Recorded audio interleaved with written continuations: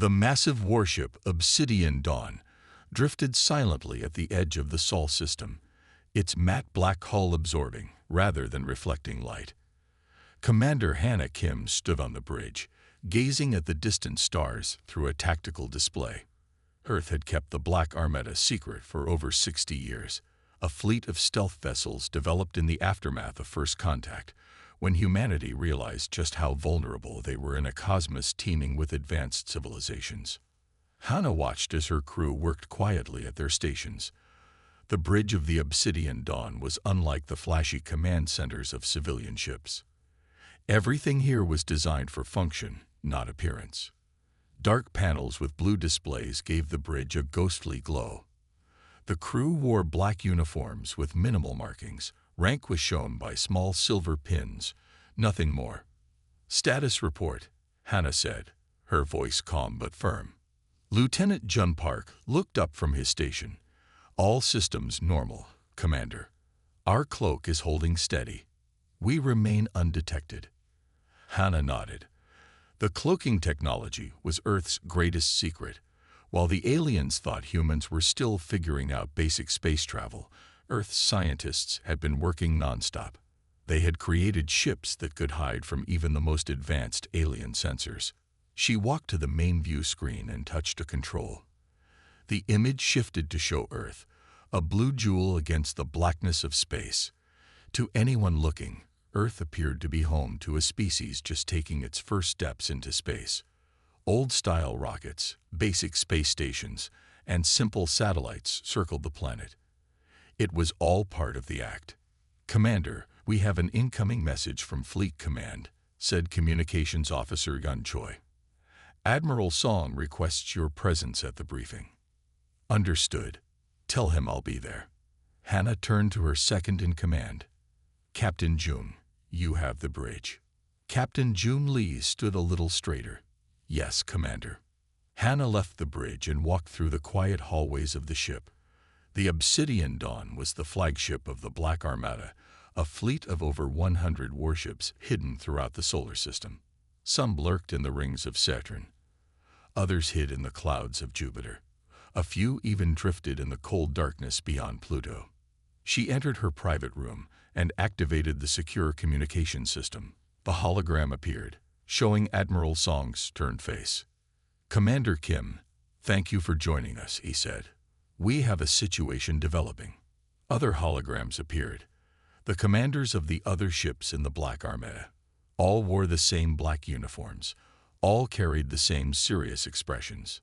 3 hours ago, our deep space sensors detected unusual activity near the Proxima Centauri system. Admiral Song continued. "Our colony there reported seeing unknown ships entering their space." Hannah felt her heart beat faster. Proxima Centauri was humanity's first colony beyond Sol.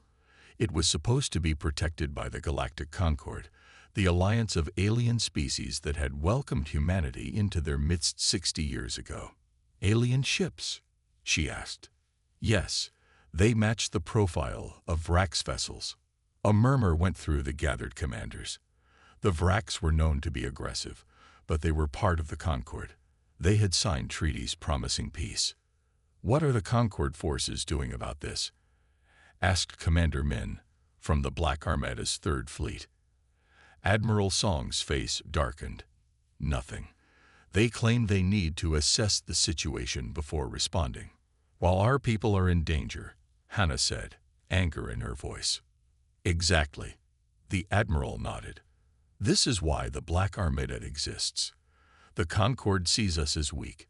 They think they can take their time while our colony might be attacked." He pulled up a tactical display showing the Proxima Centauri system. "Commander Kim, your fleet is closest to the jump point. I want the Obsidian Dawn and your support ships ready to move within 6 hours." Hannah nodded. "We'll be ready in 4. After the briefing ended, Hannah returned to the bridge. The crew could feel the change in her mood immediately. "Captain Jun, sound battle stations," she ordered, "and contact all ships in First Fleet. We're moving out." Alarms sounded throughout the ship.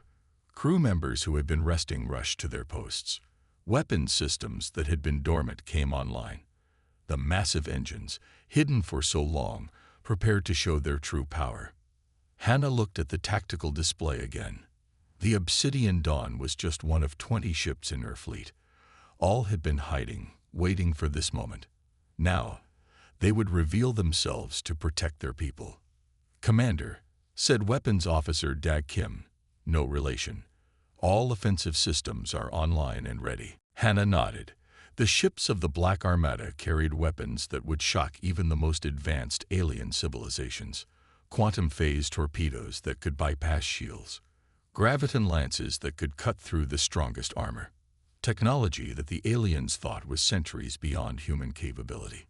"Send a message to all ships in First Fleet," Hannah ordered. "We will jump to Proxima Centauri in formation. Maintain cloak until my command. If the Vrax have harmed a single human, they will learn why Earth chose to hide its strength rather than display it." 6 hours later, the Black Armada's First Fleet gathered at the jump point. 20 ships, all black as night, all invisible to standard sensors. They had trained for this moment for years. They had hoped it would never come. "All ships report ready, Commander," said Lieutenant Park. Hannah took a deep breath. The moment humanity stepped out of the shadows would change everything. The careful balance they had maintained, pretending to be the galaxy's newest and weakest species, would be gone forever. "Jump drive activated," said the navigation officer. "Coordinates set for Proxima Centauri." "Execute jump," Hannah ordered. Space folded around the ships, another technology the aliens thought impossible for humans. In an instant, they traveled 4 light years, arriving at the edge of the Proxima Centauri system. "Sensors online," reported Science Officer G. Lee. "Scanning the system now." He paused, his face growing pale. "Commander, I'm detecting weapons fire. The colony is under attack. 7 Vrax warships are bombarding the main settlement." Hannah's face hardened. "So the Concord does nothing while our people die." She straightened her uniform. No more hiding. No more pretending to be weak. She looked around at her crew, seeing determination in every face. "Signal all ships. Drop cloaks on my mark. Weapons free. Target the Vrax vessels, but avoid the colony."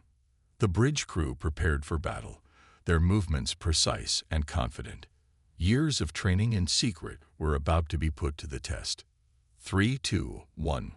"Mark," Hannah said.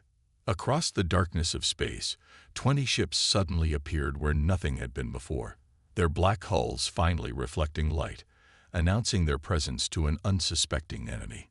"Send one message to the Vrax," Hannah ordered. "Tell them, you have attacked human civilians under Concord protection. The Black Armada of Earth demands your immediate surrender. You have 30 seconds to comply." As the message went out, Hannah knew the Vrax would not surrender. They would be too shocked, too confused by the appearance of ships they never knew existed. And when those 30 seconds were up, the galaxy would learn that humanity had never been as helpless as they pretended to be. The Vrax fleet commander laughed as his battlecruisers bombarded the human settlement on Proxima Centauri IV. His laughter died when sensors detected anomalies appearing behind his fleet. Space itself seemed to fold as 7 obsidian vessels materialized from seemingly nowhere. Captain Topark ordered the attack with cold precision. The human vessels moved with impossible agility, their hulls absorbing energy weapons without damage. Fleet Commander Vox of the Vrax Imperium sat in his ornate command chair, watching the destruction with satisfaction. His 7 warships formed a perfect attack formation above the human colony. The primitive buildings below crumbled under the barrage of energy weapons. Smoke rose from what had been homes and research centers just minutes ago. "Pathetic creatures," Vox said to his bridge crew.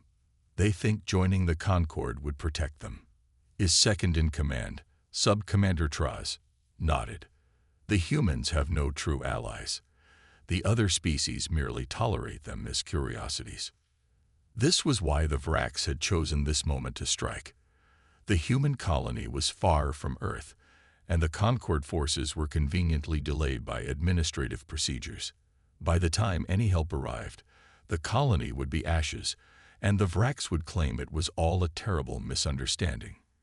"Increase bombardment," Vox ordered. "I want this finished before." "Commander," the sensor officer's voice was suddenly high with alarm. "Something is happening behind our fleet." Vox turned to the main screen. At first he saw nothing unusual in the blackness of space. Then he noticed it, strange ripples, as if space itself was being folded.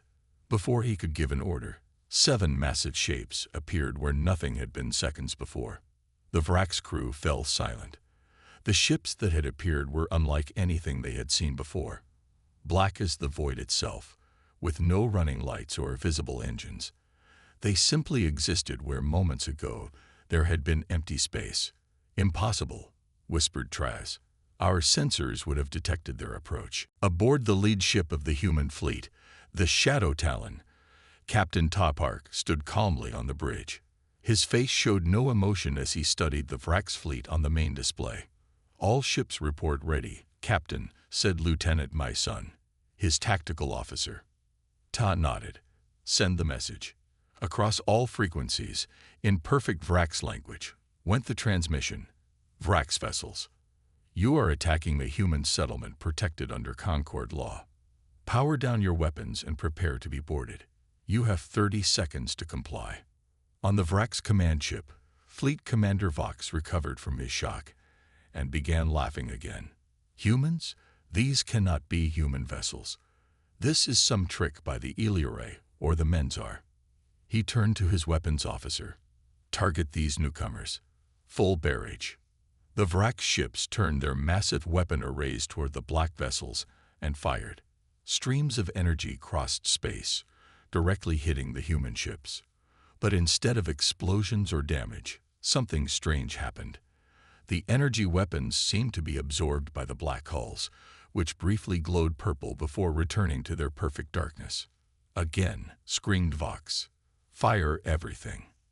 Aboard the Shadow Talon, Captain Tai remained standing as the ship absorbed the Vrax attack. "No damage," reported Engineer Juwuhan. "The absorption shields are working perfectly. Energy levels rising as we convert their weapons fire." Tai checked the time display. "Their 30 seconds are up. They've made their choice." He looked at his tactical officer. "Lieutenant My Son, you may proceed." My Son nodded and touched her console. "All ships, execute attack pattern Omega."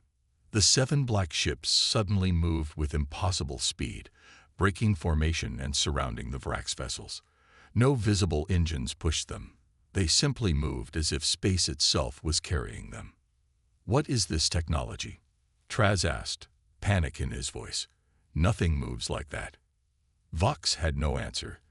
The aliens had always told the humans that certain technologies were centuries beyond their capability. Space folding, inertialess drive, energy absorption.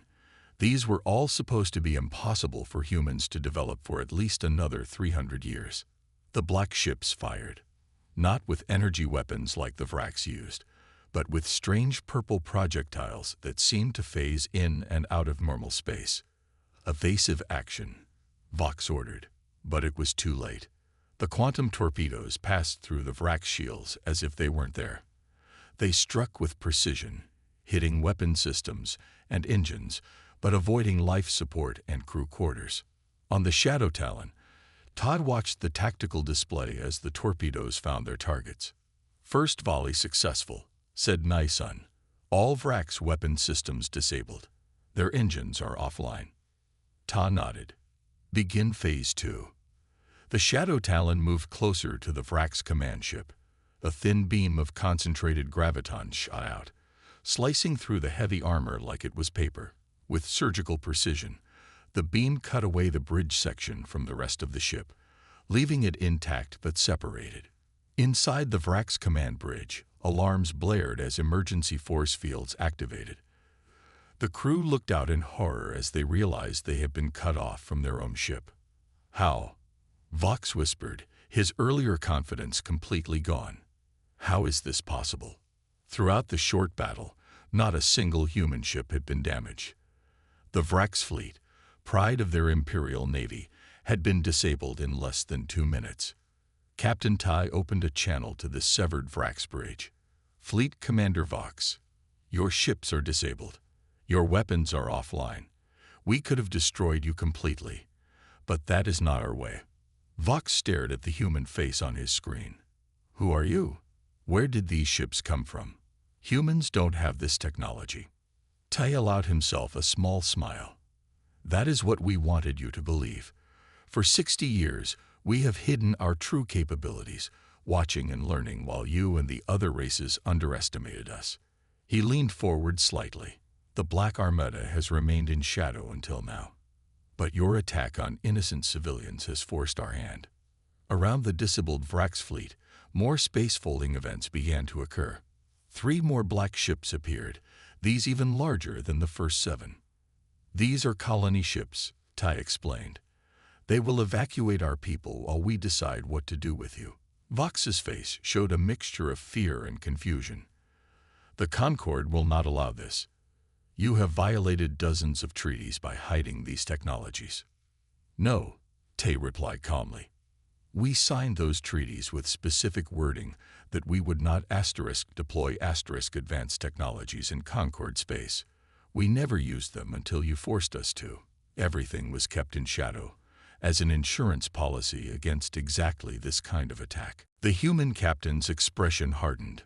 1 survivor from your fleet will be allowed to return to Vrax space with recordings of everything that happened here. The rest of you will be detained until the Concord meets to discuss your unprovoked attack.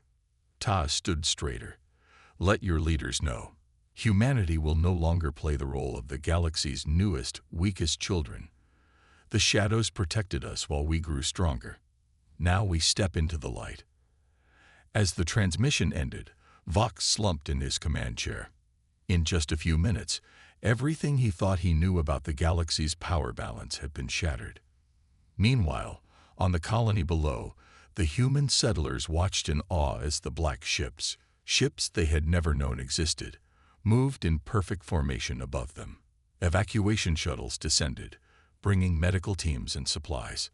An older colonist looked up at the sky and smiled. I always wondered why Earth accepted such poor treatment from the Concord. Now I understand.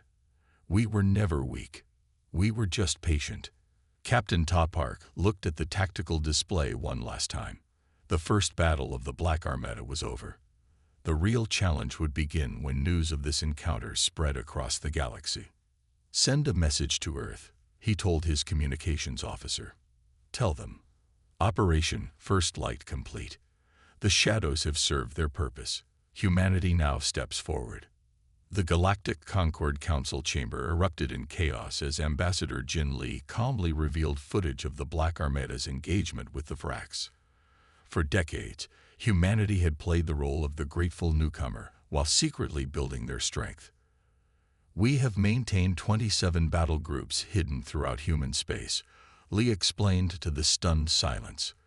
The Black Armada exists not for conquest, but to ensure humanity will never be subjugated. The council chamber of the Galactic Concord was a massive room designed to impress. Its high ceiling showed the stars of known space. Its curved walls were made of rare materials from 100 worlds. At its center stood the Great Table, where representatives from all member species sat as equals, or so the official story went. Today, that illusion of equality was shattering. Ambassador Jin Lee stood alone at the speaker's podium. He was a small man with gray hair and calm eyes. His simple black uniform had only one marking, a small silver earth pinned above his heart. Behind him played the footage from Proxima Centauri, showing black ships appearing from nowhere and defeating a Vrax battle fleet in minutes. The alien representatives were not taking it well. Lies. Deception, shouted the Vrax ambassador, his scaled skin flushing deep orange with rage. Humans have violated the technology sharing accords. The Eliori representative, a tall being with feather-like hair, stood up. How long have you hidden these capabilities? The space-folding technology alone is classified as Tier 3. Your species should not have this for another century at least. Jin waited for the initial outbursts to quiet. He had expected this reaction. For 60 years, humanity had been careful to play along with the Concord's rules, even when those rules were designed to keep Earth weak and dependent. "If I may respond," Jin said, his voice soft but carrying to every corner of the chamber. "At no point has Earth violated any treaty or accord." He touched a control, and a document appeared on the screens before each representative. The technology sharing accords, which Earth signed upon joining the Concord, specifically state that member species must share all technologies deployed in Concord space. The Black Armada was never deployed until the Vrax attack forced our hand. The chief arbiter of the Concord, an ancient Menzer with skin like wrinkled paper, leaned forward. "A clever word game, Ambassador Lee. But the spirit of the Accords." "The spirit," Jin cut in, something that was never done to the chief arbiter. "Was it within the spirit of the Concord when your ships took 3 days to respond to our distress calls? Was it within the spirit when the Vrax attacked our colony and the Concord did nothing?" Jin looked around the chamber, meeting the eyes, stalks, and sensory organs of each representative in turn. "For 60 years, humanity has watched. We have learned. And what we learned is that despite your talk of equality, you see us as children. Useful, perhaps. Interesting, certainly. But not equals." He touched another control. New images appeared, showing more black ships, some emerging from gas giant clouds, others appearing from dimensional pockets near Earth, still others rising from the oceans of colony worlds. "We have maintained 27 battle groups hidden throughout human space," Jin explained to the stunned silence. "The Black Armada exists not for conquest, but to ensure humanity will never be subjugated." The Eliori representative found her voice first. 27 battle groups, each like the one that defeated the Vrax. "Impossible. Your economy couldn't support such a fleet." Jin smiled slightly.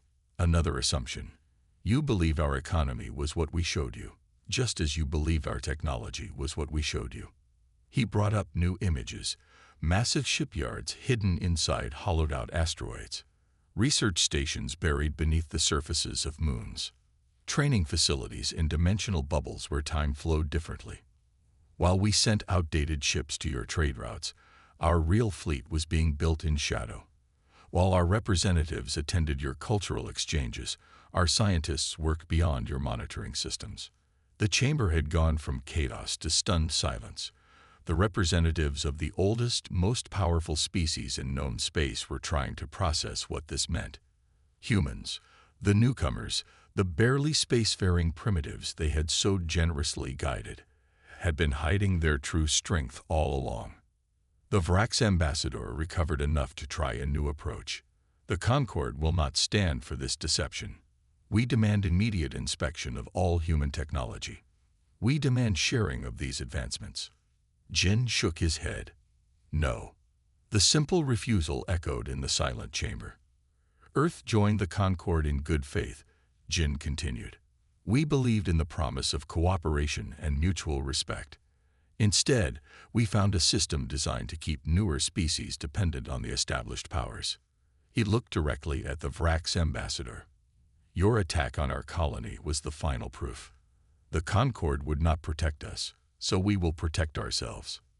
The chief arbiter raised a gnarled hand. "Ambassador Lee, surely we can reach a compromise. The Concord has stood for 10,000 years. No single species can stand outside our united."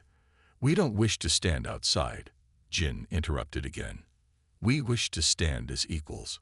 No more technology restrictions based on how long our species has been part of the Concord. No more guidance that keeps us dependent on your shipyards and your science." He straightened his simple black uniform. "Earth offers the Concord 2 paths forward. First, true partnership, equal access to all technology, equal voice in all decisions. Second, we withdraw from the Concord and establish our own alliance with any species who wish for something better." The Eliori representative's feather hair bristled. "You dare threaten the Concord?" "Not a threat," Jin replied calmly. "A choice. For too long, the founding species have used the Concord to maintain their advantage. Earth simply refuses to play that game any longer. A new voice joined the discussion, the representative of the Nor, one of the younger species in the Concord. How many other species have you contacted about this alternative alliance? Jin smiled. I'm glad you asked. While the Vrax were attacking our colony, hoping to expand their territory, we were sharing our real technological level with 12 other species who have joined the Concord in the last 500 years. Species that, like humanity, have been kept artificially dependent. Displays around the chamber showed new data, trade agreements, technology exchanges, and defense pacts signed in secret between Earth and a dozen worlds, all conducted outside the Concord's knowledge. As of this moment, Jin said, Earth has formed the Solar Cooperative with these 12 species. We invite others to join us, not as subjects or junior partners, but as true equals. The chamber erupted again, but this time with urgent conversations between representatives. The power balance that had held for thousands of years was crumbling before their eyes. The chief arbiter banged his ceremonial staff for order. This is unprecedented. The Concord cannot be fractured this way. Jin's expression softened slightly. It need not be fractured at all. The Concord can evolve, become what it has always claimed to be, a true union of equals. He stepped back from the podium. You have one standard month to decide. Earth would prefer to remain part of a reformed Concord, but we will not return to the shadows, and we will not pretend to be less than we are. As Jin walked from the chamber, he heard the beginning of heated debates behind him. The oldest species were outraged. The younger ones were considering their options. Outside, his aide waited nervously. How did they take it, Ambassador? Jin allowed himself a small smile. Exactly as expected. The Foundation species are in shock. The intermediate species are calculating their advantages, and the newcomers are wondering why they didn't think of this first. Do you think they'll agree to reform the Concord? Jin looked back at the chamber doors. Some will, some won't. But humanity will never again bow to those who see us as less than equals. His communicator chimed. A message from Earth. The Black Armada was fully deployed now, no longer hiding. Ships that had lurked in shadows for decades were now in the light. A clear message to any who might think humanity vulnerable. One way or another, Jin said quietly, the galaxy changes today. The Vrax returned with reinforcements, convinced the human victory had been a fluke. Admiral Sung Kim, commanding the Black Armada's First Fleet, deployed a new weapon. Quantum entanglement disruptors caused the massive dreadnought to partially phase out of regular spacetime. The message spread quickly across the galaxy. Humanity had been underestimated. 3 weeks after humanity's revelation at the Concord Council, alarms sounded throughout the Black Armada's command center on Titan, Saturn's largest moon. Admiral Sung Kim rushed to the central situation room, his face grim but determined. The large screen showed a massive fleet emerging from hyperspace near the colony world of New Eden.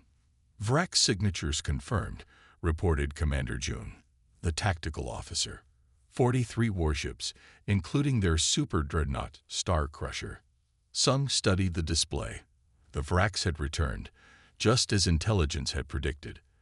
Their pride had been wounded too deeply by their defeat at Proxima Centauri. They couldn't accept that humans had technology that surpassed their own. They're broadcasting on all frequencies, said Communications Officer Min. The message is interesting. Min played the transmission. A Vrax War Admiral appeared on screen, his orange scales gleaming under ceremonial armor. Humans of Earth, the Vrax said, your trick at Proxima Centauri has been analyzed and understood. Your small fleet used experimental technology that cannot be duplicated on a larger scale. We offer you one chance to surrender your colony worlds and submit to Vrax protection. Refuse, and we will demonstrate true galactic power. Admiral Sung almost smiled. The Vrax still didn't understand. They thought the Black Armada's first appearance had been humanity's full strength, a desperate gamble using experimental ships. They hadn't realized that those 7 ships were just a tiny fraction of Earth's true fleet. "Send our response," some ordered. Simple and clear. "No." As the brief message was transmitted, some turned to his staff. "The Vrax have brought their ultimate weapon to intimidate us. The Star Crusher has destroyed entire worlds in past conflicts. They expect us to cower." He pointed to the tactical display. "But they've made a critical mistake. They'd brought their most valuable asset within range of our newest defense system." The officers nodded. For decades, humanity had not only built ships in secret, but had developed weapons that the older species thought impossible. The quantum entanglement disruptor was the latest breakthrough, a device that could target the quantum fields that held matter in normal spacetime. "Deploy 1st and 3rd fleets," some ordered. Standard formation. "The Vrax expect us to either surrender or launch everything we have in a desperate attack. Let's surprise them with calm efficiency." Throughout the solar system, black ships emerged from hiding. Some appeared from dimensional pockets. Others rose from gas-giant atmospheres or from beneath the ice of distant moons. Unlike the first revelation at Proxima Centauri, this was no small battle group. This was the full might of 2 black Armada fleets, 60 vessels of varying sizes, all with technology that had been hidden from alien eyes for decades. Aboard the Vrax super-dreadnought Star Crusher, War Admiral Kraz watched the human ships appear with growing unease. There were far more than expected, and they moved with perfect coordination. "They cannot stand against us," Kraz told his officers, trying to sound confident. The Star Crusher alone could destroy their entire fleet. His second-in-command looked less certain. "War Admiral, our intelligence suggested they had perhaps a dozen advanced ships. This is considerably more." "It changes nothing," Kraz insisted. "Begin the attack. Target their largest vessels first." The Vrax fleet opened fire. Energy weapons and missiles streaked across space toward the human ships. But the Black Armada vessels did something unexpected. They didn't evade or even raise shields. Instead, their black hulls seemed to absorb the incoming fire, the energy disappearing into their surfaces. On the bridge of his flagship, Shadow of Earth, Admiral Sun watched calmly as the Vrax weapons proved ineffective against the absorption hulls. "All ships, hold position," he ordered. "Continue absorbing their attack. Let them exhaust their weapon energy."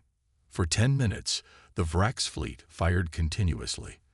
The space between the fleets was filled with weapon fire, all of it disappearing into the black hulls of the human ships. Not a single vessel was damaged. "Energy reserves at maximum capacity," reported Engineer June. "The absorption systems are at 98% efficiency." Some nodded. "They've given us enough power." Prepare the QED. Deep within the shadow of Earth, a device unlike anything the galaxy had seen before hummed to life. The quantum entanglement disruptor was humanity's most closely guarded secret, a weapon that didn't destroy matter but altered its relationship with spacetime itself. "QED charged and ready," Jun confirmed. "Target locked on the Star Crusher." Sung took a deep breath. This weapon had never been used in actual combat before. Its effects, while theoretically understood, would be witnessed for the first time. "Fire," he ordered quietly. A beam of shifting, colorless energy lanced out from the shadow of Earth. It struck the Star Crusher directly. At first, nothing seemed to happen. Then, slowly, the massive Vrax ship began to shimmer, as if seen through heat waves. "What's happening?" demanded War Admiral Kraz as alarms blared throughout his ship. "Report." His science officer stared at readings in disbelief. "Our quantum field is destabilizing. The ship is partially phasing out of normal spacetime." On screens throughout both fleets, the Star Crusher began to turn transparent. Parts of it seemed to fade from view, while others remained solid. The effect spread slowly from the point of impact, covering more of the massive ship with each passing second. "Emergency protocols," Kraz shouted. "Activate the dimensional stabilizers." But nothing stopped the effect. The Star Crusher, pride of the Vrax Imperium, hung in space like a ghost ship, not fully present in normal space, not fully gone. Its crew found themselves in a nightmarish half-state, able to see both normal space and the swirling chaos of the space between dimensions. Admiral Sung opened a channel to the partially phased vessel. War Admiral Kraz, your ship is caught between dimensions. We can reverse this effect or make it permanent. The choice is yours. Kraz's image flickered on the screen, sometimes solid, sometimes transparent. What have you done to us? We've demonstrated that humanity is not to be tested.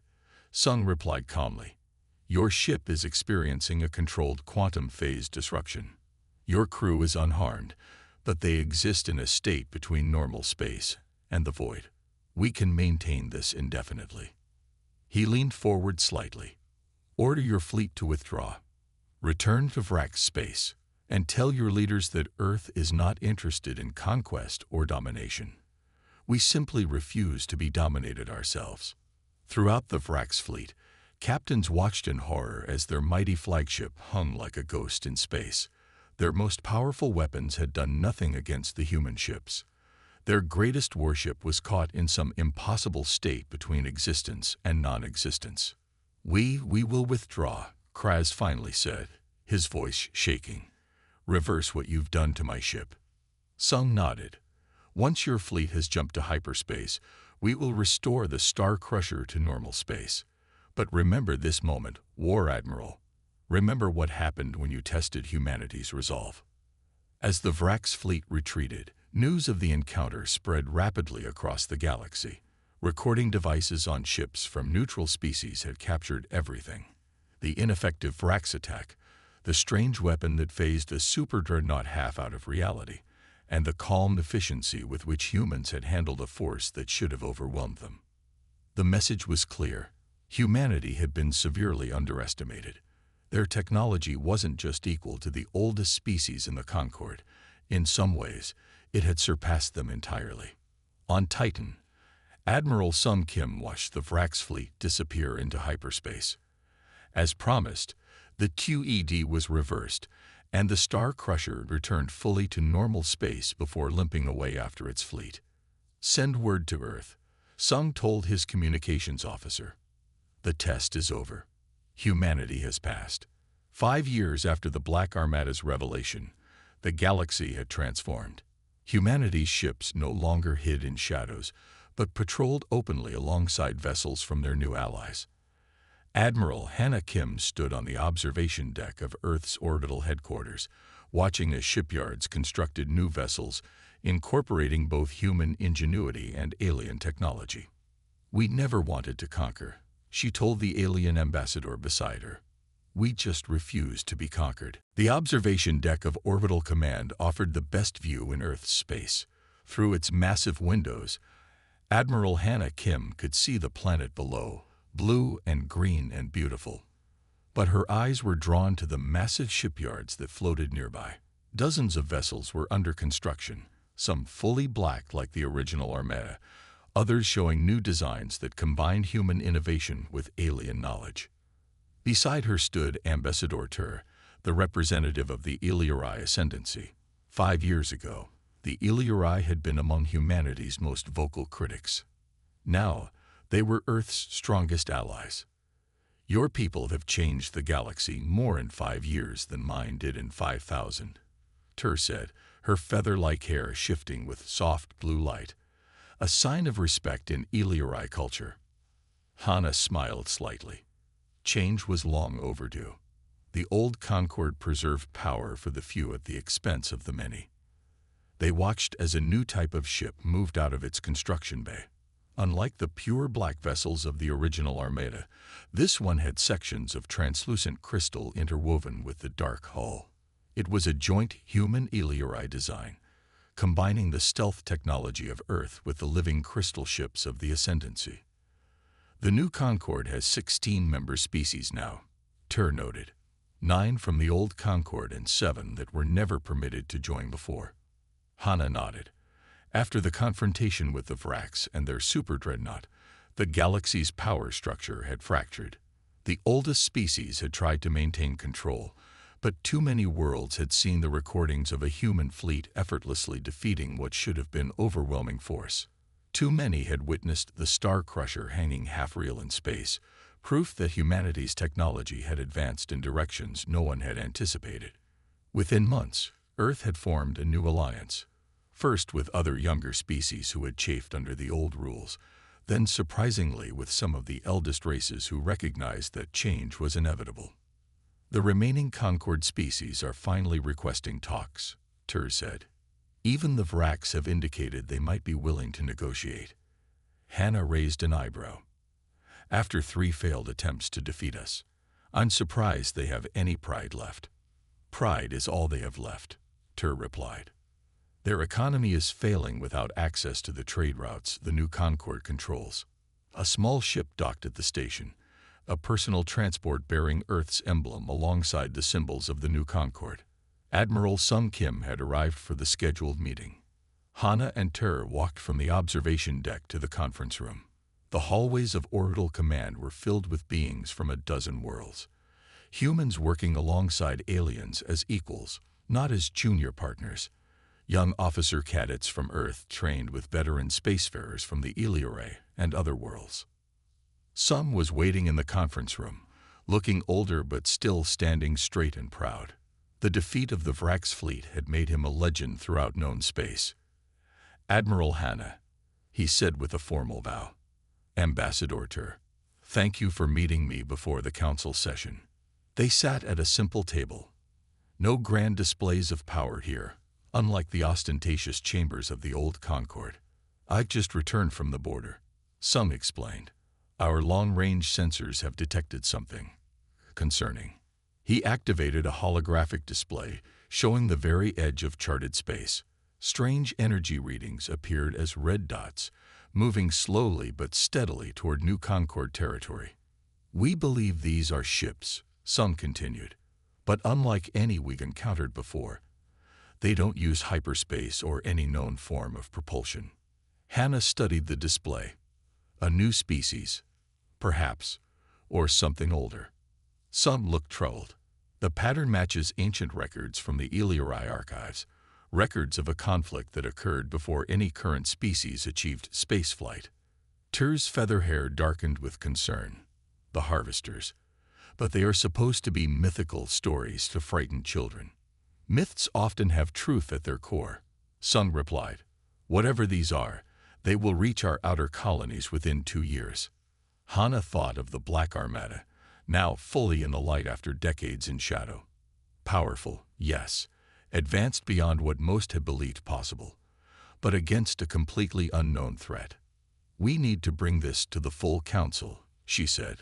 All species, including those still outside the new Concord. Tur looked surprised. Even the Vrax, especially the Vrax. Hannah confirmed. If these readings indicate what you fear, we'll need every ship, every world, every mind working together. 2 hours later, the council chamber of the new Concord was filled. Representatives from 16 member species sat at the circular table. Behind them, in observer positions, sat delegates from the old Concord, including a grim-faced Vrax ambassador. Admiral Sung presented the data. As the implications became clear, the chamber grew silent. Finally, the Vrax ambassador spoke. If these are truly the harvesters of legend, no single group of species can stand against them. Not even your Black Armada, impressive as it is. He stood, his orange scales dull with the weight of his words. The Vrax Imperium formally requests to join the new Concord, with all rights and responsibilities that entails. Our fleet, our worlds, our knowledge, all will be needed. Hannah exchanged glances with Tur. 5 years ago, the Vrax had tried to destroy a human colony. Now they were asking to stand with humanity against a greater threat. The old rivalries must end, Hannah said, addressing the entire chamber. Humanity revealed its true strength not to dominate but to end the artificial hierarchies that kept us divided. Now we face something that threatens all sentient life. She stood and walked to the center of the chamber. 5 years ago, Earth's Black Armada rose from the shadows to protect our people. Today, we must all step into the light together. The vote was unanimous. The new concord would expand to include all willing species. Ancient enemies would work together. Technology would be shared without restriction. Later, as the new members signed the formal treaties, Hannah returned to the observation deck. Earth looked peaceful below, its people unaware of the threat approaching from the edge of known space. Ambassador Tur joined her. You never truly wanted to change the galaxy, did you? You just wanted to protect your world. Hannah watched as ships from a dozen worlds moved in formation near the station, a combined fleet preparation exercise. Black human vessels flew alongside crystalline Illyri ships and even the massive orange battle cruisers of the Vrax. We never wanted to conquer, she told the alien ambassador beside her. We just refused to be conquered. Tur's feather hair glowed with understanding, and in refusing conquest for yourselves, you freed all of us from the old ways. Hannah smiled slightly. Perhaps, but the real test lies ahead. She nodded toward the stars at the edge of view. Out there, where something ancient is awakening. As if in response, a new ship emerged from Earth's atmosphere, larger than any built before. Its hull was midnight black, but streaked with materials from a dozen worlds. Its name was visible in the script of all Concord species, Unity. The first of the combined fleet, Hannah explained, built with technology from every member world. Tur watched the massive ship with wonder. What was your ship called? The one you commanded when the Armada first revealed itself. Obsidian Dawn, Hannah replied. It seemed fitting at the time. The end of darkness, the beginning of light. She looked at the new ship, at the combined fleet, at representatives from once hostile worlds now working side by side. We named this one Unity, she said quietly, because that's what will save us all.